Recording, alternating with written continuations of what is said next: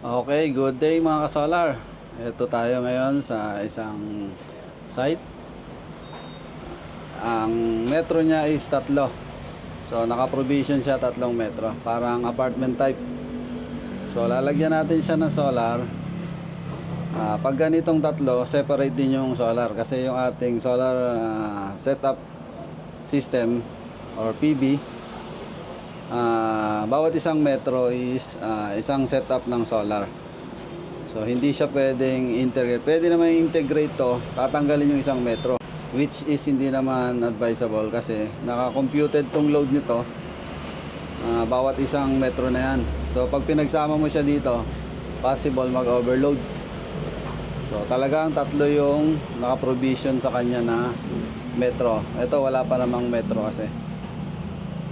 So yun ang disadvantage pagka 3 yung metro tapos gusto mong solar setup. So dapat isa-isa siyang system. Hindi siya makikiter lahat sa isang system. Separate talaga sila. So yan. Medyo gabi na kasi. So yan, tignan natin yung ating solar setup. Okay guys, ito yung ating system. 3 inverter, 3 battery. Nangyari kasi 3 metro. So tagi-isa sila. 6 kilowatt, 6 kilowatt, 6 kilowatt. Ang capacity ng panel niya is 9 pieces lang, 550. Yun lang yung kasi sa bubong. So yan. Kada isang inverter may isang battery storage. Tagi-isa sila. Then minmaximize lang natin yung lugar. Yun lang ang disadvantage nung iba-ibang metro. So pagka dito sa portion na to, sa isang building na to, walang gumagamit, so hindi niya may share yung power na generation niya. So pupunuin niya lang yung battery, sa kanya lang yun. Yun lang ang disadvantage niya.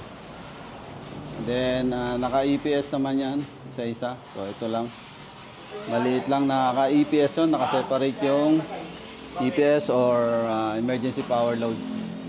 So yan, bago pa yung bahay, so hindi pa totally energized kasi wala pang metro ng meter ng Meralco utility.